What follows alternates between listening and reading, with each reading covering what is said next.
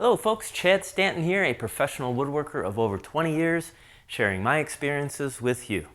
So for a while now, I've been slowly working on this joint stool in my shop, and I decided to build it with nothing but hand tools. Now, although the project isn't finished, I decided I was going to film it, and so far I've realized it's going to be a long video. So what I decided to do is make some short little videos out of it where I will feature certain parts of the build. Now in this video, I'm going to show you how I make the mortises. Now I do want to state that in this video, I'm just showing you one method on how I'm doing this. There are a whole bunch of other ways to make mortises with different tools. If that's something you'd be interested in seeing, well, let me know down below in the comments, and maybe I'll make a future video for you on that topic. Okay, so for now, let's pick up and show you where I'm at with the project of the joint stool.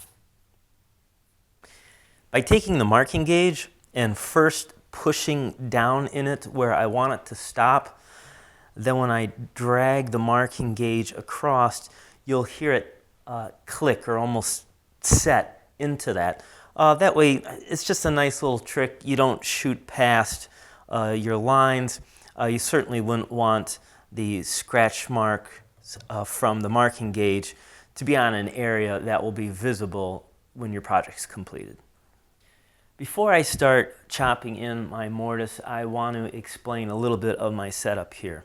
So the first thing you'll notice is that my leg is clamped to this piece of wood here, and this piece of wood actually tapers at a 4-degree slope. That's because this joint stool is going to have the legs splayed and raked at 4 degrees. So I want to make sure my mortise goes in at that angle as well. So simply at this point, by going in as straight as possible, 90 degrees to my bench, I'm actually going in at that 4-degree angle. The second thing is I'm using this is my little portable workbench that I would take out on job sites. I'm using it here because it's a little bit lower than my actual workbench. So that's at a very nice, comfortable height for me when I start chopping in. Another point is I have it clamped right over the leg. That way when I'm hitting with the hammer and the weight, everything is being transferred down through that leg, not in the middle of the bench where you could get some deflection and bounce. And the last, and I think most important thing for doing mortises is I do not stand at the mortise and chop from the side. It's real easy when you do this to get the mortising chisel on an angle, and then when you go to put your tenon in, the tenons are coming out at wacky angles. So I will always stand at the end of it. That way I can easily sight to see if my chisel is going in straight. Doesn't matter if I'm forward or back that much. It's just real important from side to side. Okay, now we'll zoom in and we'll take a closer look at the procedure that I use to make a hand-cut mortise. This is the procedure I like to do for making my mortises. So because I'm using this big, hefty, beefy mortising chisel, there's some weight to this. And it's real important that I start my established cut within my scored lines there. So instead of holding the chisel at the top, I'm actually going to pinch it here at the bottom. So I've got my fingers pinched on it, and I'm using this part of my hand to position it and hold it in place. And then I'm just going to do a couple little taps on it, real small. And I'm going to work all the way across this, just making these small little taps.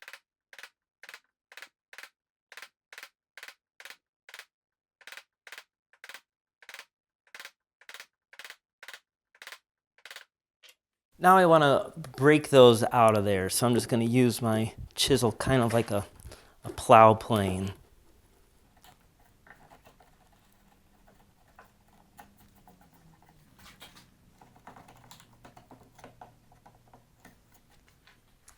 Now I'm going to make the deeper cuts. So starting on the end here, I'm going to keep this part of the chisel as straight as possible.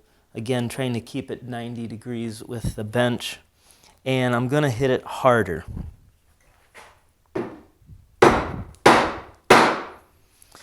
Did you hear how the tone went up on the third strike? That's because that chisel is in as far as it's going to go. You can keep hitting, it's not going to go anymore. Not until we relieve some of that wood. So I'll pull it out, and now when I place it back in, I'm going to change the angle on it. I'm going to put this bevel part, get it in position for you, put the bevel part where it's going vertical, okay? Not the back anymore. And I do this for two reasons. One, when I'm holding this like my eyesight comes down and my eyesight stops to here, so I can't really tell if my chisel is in the mortise that I've started unless I bend down and change my eyesight. But standing at full height, I can't see it. So by angling it forward, I can clearly see the edge of my mortise chisel. The second reason is, as I drive this down, it's going to allow me to have a little bit more leverage to pull and pop those chips out.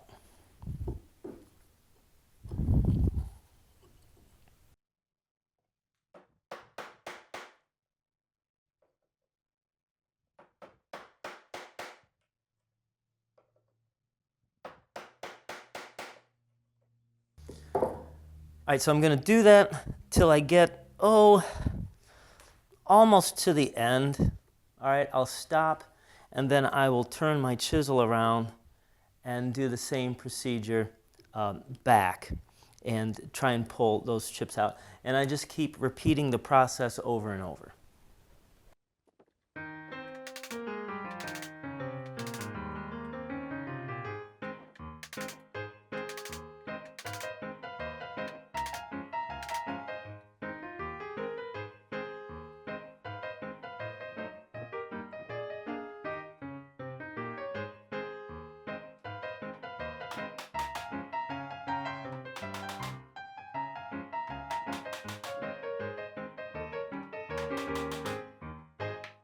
As you get deeper and deeper into the mortise, it becomes harder to get the chips out. You can take it out of the clamps, turn it over, shake it loose, but I picked up this tool. It's supposed to be a swan neck chisel.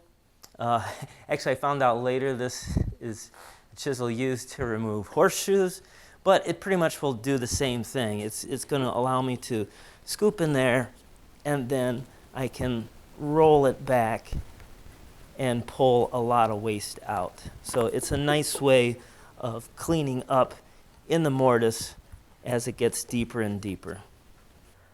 Well, you can see I made it all the way through because the chips and shavings are coming out the other mortise. But the last thing I want to do is I want to make sure that the depth is the same all the way across. So I'm looking at like 1 1/8 there, 1 1/8 in the middle, and 1 1/8 on the end. So that's great. So if one side was higher, typically the ends might be a little higher than the middle. That would just mean that I have to chisel in those corners and clean them out a little bit more. But it looks like I'm good to go. And that's where we're going to end today's video. Now in the next one, I'm going to show you my method, tips and techniques for getting a good fitting hand cut tenon. If you're enjoying this hand tool series, please let me know down below in the comments. Also too, don't forget to like, share, subscribe, hit the notification bell. And if you want, go ahead and hit that tab thanks button for me. It would be greatly appreciated. Now if you're new to the show, I'd ask you to look down below in the description box. I have a whole bunch of things there that will be of interest to you. I have a free monthly newsletter. We have our Facebook group page where you can show off your stuff. I have recommended tool lists, a recommended book list. I even have some woodworking plans. So go ahead and check all that out down below.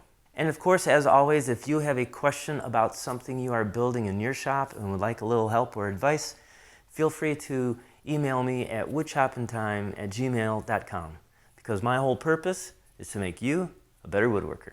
Thanks so much for watching, and until next time, keep on dancing.